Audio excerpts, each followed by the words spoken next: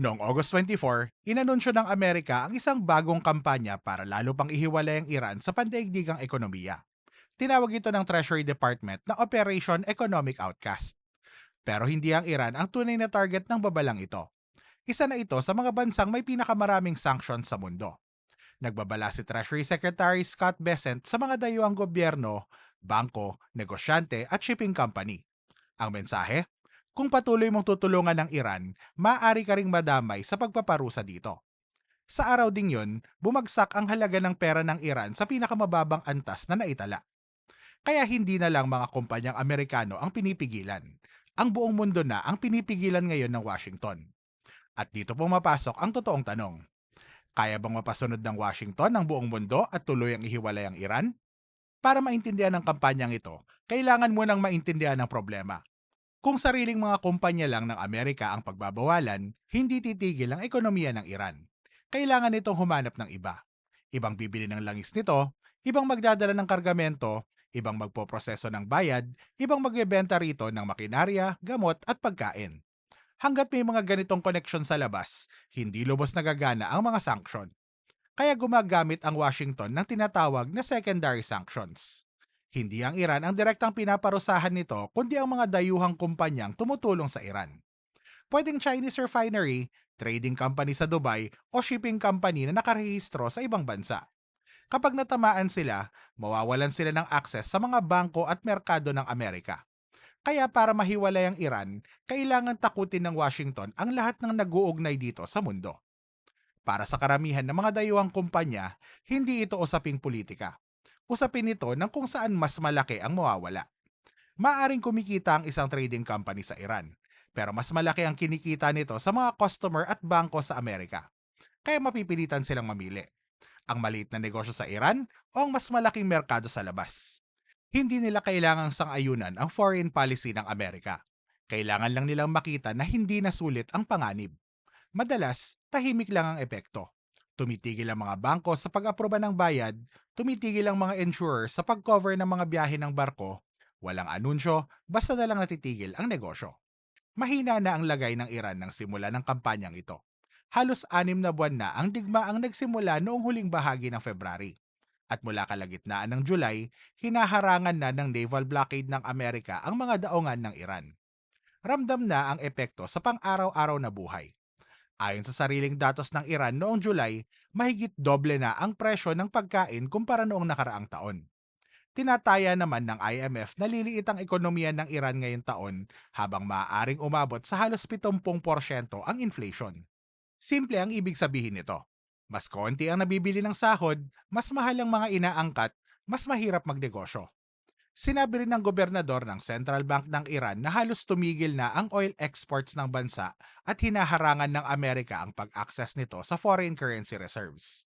Sa ganitong kalagayan, mas kailangan ng Iran ang kalakalan sa ibang bansa. Kaya ang tanong ngayon, sino pa ba ang handang patuloy na makipagnegosyo sa Iran? Sa loob ng maraming taon, isa sa pinakamahalagang koneksyon ng Iran sa labas ng mundo ay ang United Arab Emirates. Naging pangunahing daanan ng Dubai para sa kalakalan ng Iran. Dumadating sa mga pantalan ng UAE ang mga produkto mula sa Asia at Europa, dumaraan sa mga lokal na trading company at saka ipinapadala sa Iran. Gumagamit din ang mga negosyanteng Iranian na mga money exchange doon para sa perang hindi kayang iproseso ng mga bangko sa Iran. Naging pinakamalaking pinagmumulan nito ng mga inaangkat ng Iran. Pero noong kalagitnaan ng August, biglang nagsara ang daanang yon. Sinuspinde ng UAE ang lahat ng kalakalan at transaksyong pinansyal sa Iran hanggang sa susunod na abiso. Sinabi ng UAE na may 2 ballistic missile na nagmula umano sa Iran at natukoy ng kanilang air defenses. Itinanggi ito ng Iran at tinawag pa itong false flag operation ng Israel at Amerika. Iniulat din na kinausap ni President Trump ang leader ng UAE isang araw bago ang anunsyo. Ano man ang dahilan, iisa ang resulta. Bago pa ilunsad ang kampanya ng Washington, sarado na ang isa sa pinakamahalagang daanan ng Iran. Pagkatapos, umabot ang kampanya sa bansang pinakamahalaga sa Iran. China ang bumibili sa malaking bahagi ng langis na nailuluwas pa rin ng Iran. Karamihan nito ay napupunta sa maliliit at independent na refinery, hindi sa malalaking state-owned oil company. Limitado ang koneksyon ng mga ito sa financial system ng Amerika kaya mas mahina rin ang epekto ng sanctions. Pinatawan na ng Amerika ng sanctions ang ilang Chinese refinery, shipping company, barko at oil terminal. Tumutol naman ang Beijing at inutusan nito ang sariling mga kumpanya na huwag sumunod. Pero magkaibang usapan ang pag-sanction sa maliit na refinery at pag-sanction sa malalaking bangko ng China. At dito nakita ang limitasyon ng anunsyo noong August 24. Hindi agad pinarusahan ang pinakamalalaking trading partner ng Iran at wala sa unang listahan ang malalaking bangko ng China. Tinawag ito ni Besant na warning shot at sinabi niyang bibigyan muna ng panahon ng ibang bansa para magbago. Nang tanungin tungkol sa mga bangko ng China, sinabi niyang walang sino man ang ligtas sa sanctions ng Amerika. Pero tinanong din niya kung bakit naman niya gugustong sirain ang buong global financial system. At yan ang kontradiksyon sa kampanyang ito. Binabantaan ng Amerika ang lahat, pero may ilang target na napakalaki na kapag pinarusahan ng todo, madadamay din ang Amerika. Pero maling isipin na mabibigo ang kampanya kung hindi tuluyang mapuputol ang kalakalan ng Iran. Kahit patuloy na nakakabenta ng langis ang Iran, nababago ng pressure ang paraan ng pakikipagnegosyo nito. Kailangan ng mas maraming middleman, nagpapalit ng pangalan ng mga barko at pinapatay ang kanilang tracking signal, mas matagal maproseso ang bayad, nagdadalawang isip ang mga bangko. At bawat dagdag na hakbang ay may dagdag ding gastos. Ang natitirang langis na nakakarating pa sa China ay malaking bahagi na lang galing sa mga barkong matagal nang naglalayag at naghihintay ng bibili. Bumaba na ng husto ang naipon nilang supply. At dahil kumonti ang supply, nawawala na rin ang dating diskwento ng langis ng Iran. Kaya may dahilan ang ilang Chinese refinery na humanap na lang ng ibang supply gaya ng langis mula sa Russia. Hindi kailangang tuluyang ihiwalay ng Washington ang Iran. Sapat nang gawing mas mahal at mas mahirap ang natitirang kalakalan nito. Hindi kayang sagutin ng Iran ang pressure na ito gamit ang parehong sandata.